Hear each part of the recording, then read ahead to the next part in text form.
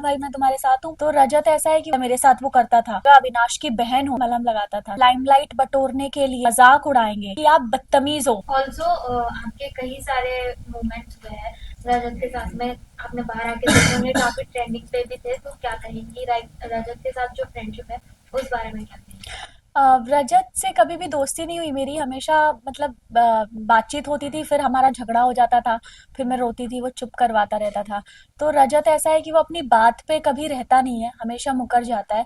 ये जो उसको पलटू और यू टर्न का जो टैग मिला है ना, वो एकदम परफेक्ट मिला है, क्योंकि वो अपनी बातों पे कभी नहीं रहता है। वो सबको बोल, यहाँ आपको बोलेगा कि हाँ भाई मैं तुम्हारे साथ हूँ, पीछे पलट के उसको भी बोलेगा कि हाँ भाई मैं तुम्हारे भी साथ हूँ। तो वो कब कहाँ है, क्या कर रहा है, क्यों कर रहा है, उसको खुद ही पता नहीं है। और ये जो उसकी आदत है कि जैसे मेरे साथ वो करता था कि पहले मुझे हर्ट करता था, मेरा मजाक उड़ाता था, पीठ पीछे भी जाके सबके साथ मेरा मजाक उड़ाता था, फिर वापस मुझसे बात करने आ जाता था, है ना। और जब मैं रोती थी चुप करवाता था, तो यही चीजें रिपीटेटिव हो रही थी। तो मुझे ऐसा लगता था कि ना मेरे साथ रजत जो है बहुत ही फायदे के लिए, ये समीकरण वाला रिश्ता होता है ना, वैसा था कि आप कि मुझे वो रजत चोट भी मारता था और फिर मलहम भी लगाता था, फिर चोट मारता था, फिर तकलीफ पहुंचाता था अपने शब्दों से और फिर मलहम लगाता था। तो ऐसे इंसान से दूर रहना बेहतर है, जो आपके साथ है पर आपके पीठ पीछे आपकी बुराई कर रहे हैं, आपका मजाक उड़ा रहे हैं। अविनाश के साथ जो है काफी सारी चीजें एपिसोड में भी दिखाई गई, काफी सारी चीजें बाहर भी निकल के आई हैं, चाहे आपका रिलेशनशिप का जो भी मुद्दा बना था वीकेंड के बाद से, या फिर आपके करियर को लेकर जो भी बातें हुई थी, वो सारी चीजें भी सामने आई थी। क्या कहें इस बात पे? अविनाश ने जो किया, मुझे ऐसा लगता है कि उसने अपनी फुटेज के लिए, लाइमलाइट बटोरने के लिए, ये उसका एक गेम प्लान भी हो सकता है। उसके लिए उसने मेरी इज्जत के बारे में नहीं सोचा और बेबुनियाद झूठे इल्जाम उसने लगाए, जो एकदम मतलब बेसलेस थे।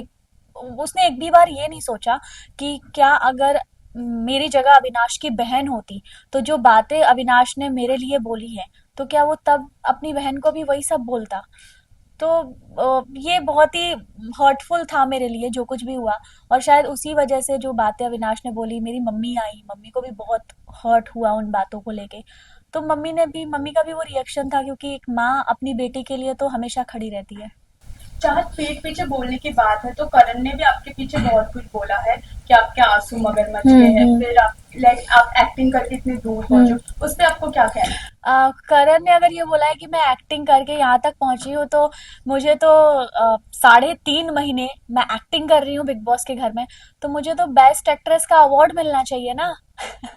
है कि नहीं, कितनी अच्छी एक्टिंग कर रही हूँ मैं कि 3.5 महीने से मैं एक्टिंग ही कर रही हूँ। और करण ने जो बात बोली है मेरे पीठ पीछे, वो जब मैं घर के अंदर थी तब मुझे पता ही नहीं था कि करण क्या बोल रहे हैं।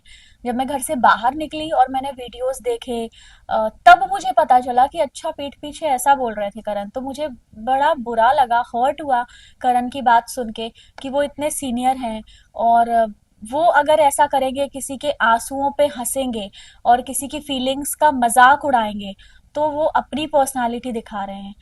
तो ये तो मैं करण का ये रिएक्शन देख के तो मैं शॉक्ड हो गई कि ये करण ये क्या कर रहा है, ये क्यों कह रहा है ऐसा। ईशा जब आप घर के अंदर गए, तब आपकी और विवियन की फाइट देखी गई। कहीं ना कहीं विवियन काफी ज्यादा पॉपुलर थे, ये वजह थी विवियन से फाइट करने की, ऐसा ऑडियंस का कहना है। आपका क्या टेक है इस पे? विवियन से मेरी फाइट होती थी, वो इसीलिए स्टार्टिंग में, क्योंकि विवियन जो है वो बहुत सीनियर आर्टिस्ट हैं, और इसीलिए लोग उनसे सवाल जवाब नहीं करते थे, सब लच के दब के झुक के रहते थे विवियन के सामने।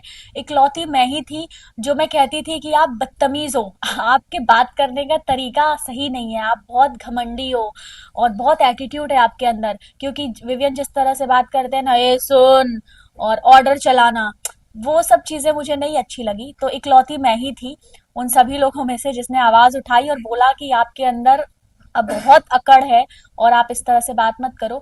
लेकिन उसके बाद 4 हफ्ते बाद मैंने काफी सारे चेंजेस भी विवियन के अंदर देखे, जिसमें उनके बात करने के तरीके में काफी सुधार आया। उनका वे ऑफ टॉकिंग बहुत बदल गया टुवर्ड्स मी। और भी लड़कियों के साथ, जैसे श्रुतिका को भी यही शिकायत थी, शहजादा को भी यही शिकायत थी कि विवियन का बात करने का तरीका बहुत ही गलत है, मतलब लहजा बहुत खराब है, तमीज नहीं है बात करने की, ऑर्डर बात करते हैं तो ऐसा लगता है कि ऑर्डर सुना रहे हैं, है ना। तो बदलाव देखे मैंने विवियन के अंदर। एंड विवियन की वाइफ के जाने के बाद तो मैंने विवियन में बहुत सारे चेंजेस देखे। नूरान जी और मैं, हम तो बहुत अच्छे दोस्त हैं। और नूरान जो बोलकर गई विवियन को मेरे लिए, तो विवियन का नजरिया बदला टुवर्ड्स मी। और उनकी वाइफ के जाने के बाद वो बहुत अच्छे से मुझसे बात करने लगे, मेरे साथ हंसी मजाक करते थे। एक टास्क था जिसमें वो कोट भी पहना रहे थे मुझे, शायद आपने देखा होगा। एंड तो बहुत बदलाव मुझे विवियन के अंदर देखने मिले मेरे प्रति उनकी वाइफ के जाने के बाद।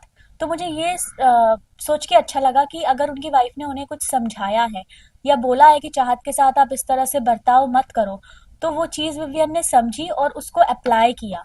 तो ये बहुत अच्छी बात है। बदलाव तो रजत के अंदर भी देखने को मिले। जब स्टार्टिंग में आपने उनका हाथ टच किया था तो उन्होंने मना कर दिया था, फिर बाद में आप लोग कपल डांस करते हुए नजर आए। इस वो बदलाव काफी को क्या वायरल कहना हुआ चाहेंगे? आपका हाँ, वो डांस। एक वैसलीन का प्रमोशन था मेरा और रजत का। तो वो बिग बॉस की तरफ से हमें दिया गया था, तो इसीलिए हम दोनों, और मैंने ही सिखाया था उसको डांस, और हम जीते भी थे। तो वो हो जाता है कंफर्ट, आप एक ही घर में रह रहे हो साथ में, तो वो कंफर्ट जोन आ जाता है थोड़ा। तो रजत के नेचर में भी काफी चेंजेस थे। पहले वो बहुत ज्यादा गुस्सा करता था, छोटी छोटी बातों पे भड़क जाता था। फिर वो थोड़ा काम हुआ, उसने रिएक्ट करना थोड़ा कम किया। पर कुछ चीजें हैं जो कि मैंने बताई, जो कि मुझे जो लास्ट आपका ये था टास्क, आपने कट जो था काटने वाला, उसके अंदर आपने रिश्ते रजत के साथ काटे, बट बाहर आके राहत मोमेंट नजर आ सकता है फैंस को कभी। रजत ना कभी मेरा दोस्त था और ना ही बन सकता है। ना मैंने उसको कभी रजत भाई बोला है ना। तो भाई भी मैंने रजत भाई कभी करके उसको बोला नहीं। तो मुझे ऐसा लगता, मम्मी जी ने तो बोला दोस्त है ना। क्या नहीं है दोस्त, वो दोस्त बनने के लायक ही नहीं है, क्योंकि उस इंसान पे भरोसा ही नहीं किया जा सकता। जो इंसान अपने शब्दों पे नहीं रह सकता, जिस पे हम ट्रस्ट नहीं कर सकते, उससे हम दोस्ती कैसे करेंगे। तो मुझे नहीं लगता मेरी और रजत की कभी दोस्ती हो सकती है, क्योंकि वो पलटू है। आपसे ये जानना चाहेंगे कि टिकट टू फिनाले कौन डिजर्व नहीं करता, जो भी टॉप 7 इस वक्त घर में मौजूद है, क्या लगता है? मुझे लगता है ईशा बिल्कुल भी डिजर्व नहीं करती है, क्योंकि अगर अविनाश को हटा दिया जाए तो ईशा का उस घर में कोई वजूद नहीं है।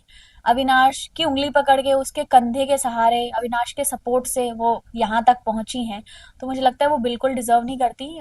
शायद बहुत पहले ही उनको बाहर हो जाना चाहिए। ऐसा लग रहा था कि अविनाश से आप जब भी आप बात करने जाते तो ईशा को काफी जेलस होती थी। आपको अंदर महसूस हुआ इसके बारे में?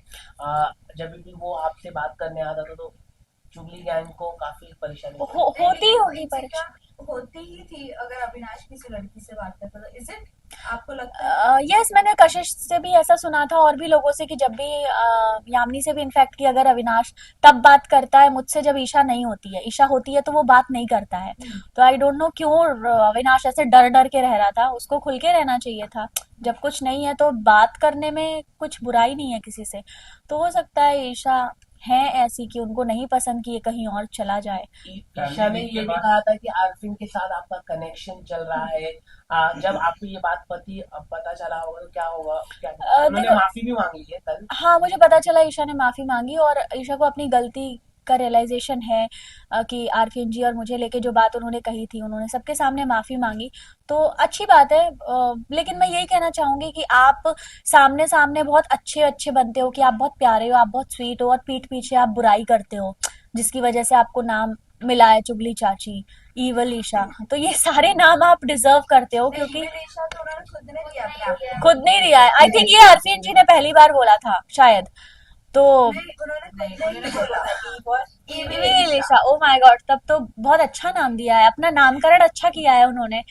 आ, तो यही कहती हूँ मैं कि आप ये सब करना बंद कर दो, क्योंकि ऑडियंस जो है वो दोनों साइड देख रही है। पता चलता है कि आप सामने सबके अच्छे अच्छे हो, प्यारे प्यारे से, और पीठ पीछे आप इंसल्ट कर रहे हो, आप बुराइयां कर रहे हो। तो ये चीज आप मत दिखाओ अपनी। टॉप 3 में किसको देखना चाहते हो? टॉप 3 में आप किसको निकालना चाहते हो? टॉप 3 टॉप 3 में मैं देखना चाहती हूँ गेम पॉइंट ऑफ व्यू से करण, विवियन एंड चू।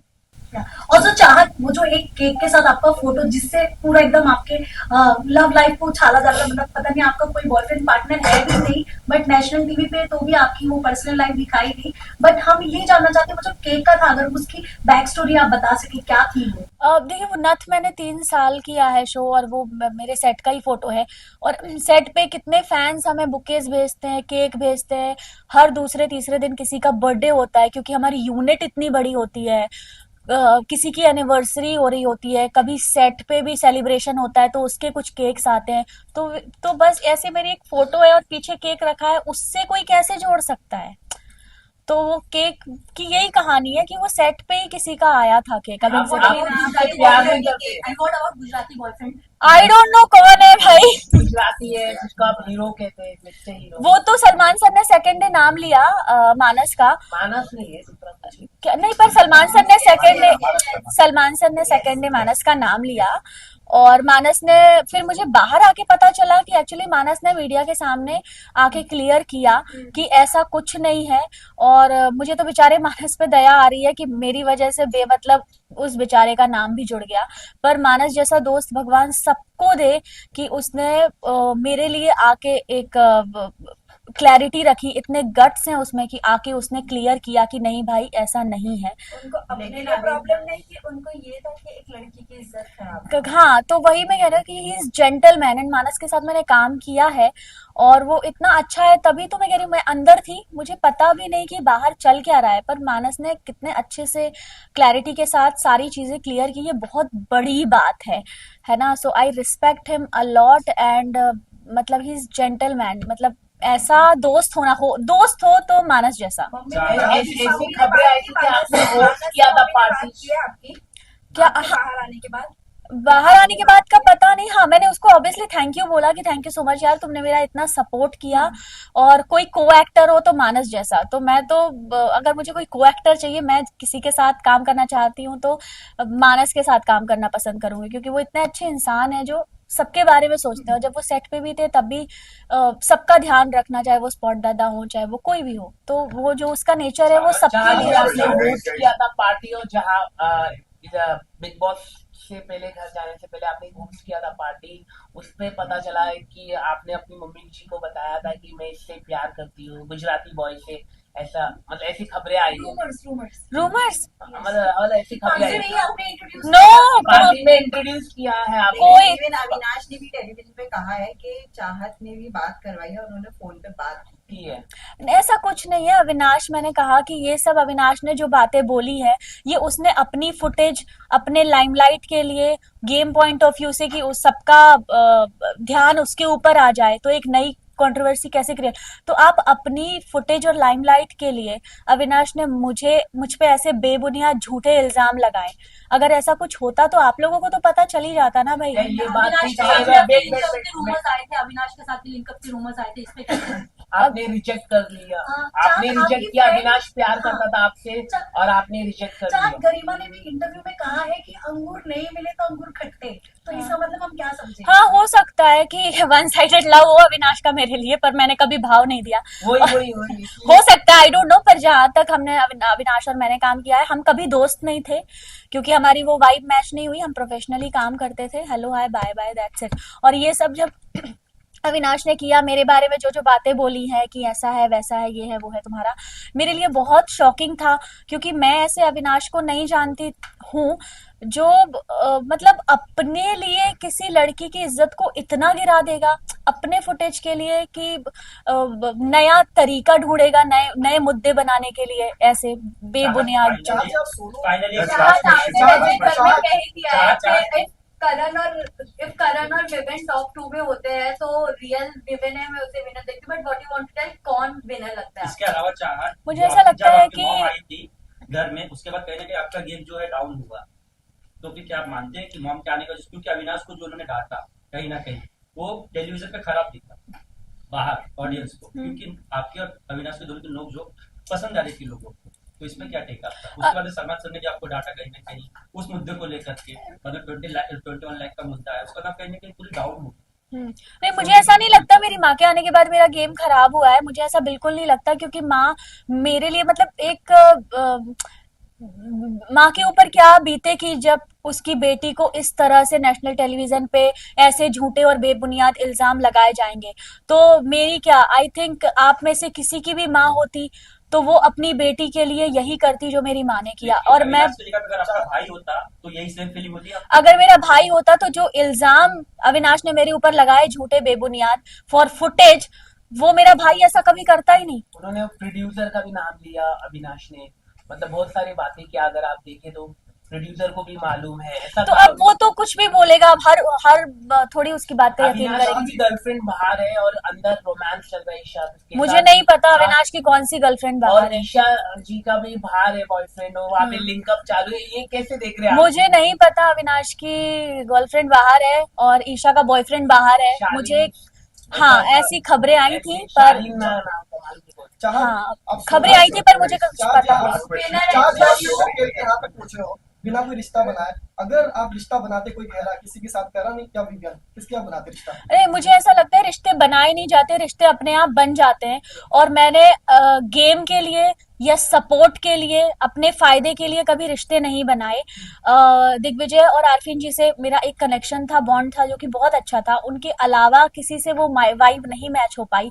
पर समीकरण के लिए रिश्ते बनाना, फायदे के लिए रिश्ते बनाने से बेटर है कि आप रिश्ता ना बनाओ, कॉर्डियल रहो सबके साथ। एटलीस्ट मैं रियल थी। और ग्रुप में भी मैं नहीं खेली क्योंकि दोनों ग्रुप थे, क्योंकि हर ग्रुप में एक लीडर होता है और मैं नहीं चाहती मैं किसी ग्रुप का हिस्सा रहूं और उस ग्रुप में एक लीडर हो, क्योंकि भीड़ में गीदड़ आते हैं, शेर अकेला ही आता है। आपने ये भी कहा था कि अविनाश की वजह से ईशा पहुंची यहाँ तक, ईशा यहाँ तक पहुंची, तो चुम भी करण की वजह से पहुंची यहाँ तक। चाहत एक आखिरी सवाल, क्या लगता है आपको? तो विनर एज पर यू तो बता दीजिए। विनर मैं चाहती हूँ चुम जीते, क्योंकि गर्ल पावर, नारी शक्ति आगे जाए और नारी शक्ति ट्रॉफी उठा के घर ले जाए, तो मैं चाहती हूँ चुम। लेकिन फैन बेस में चूका नहीं है। हाँ, तो अगर उसके अलावा तो मुझे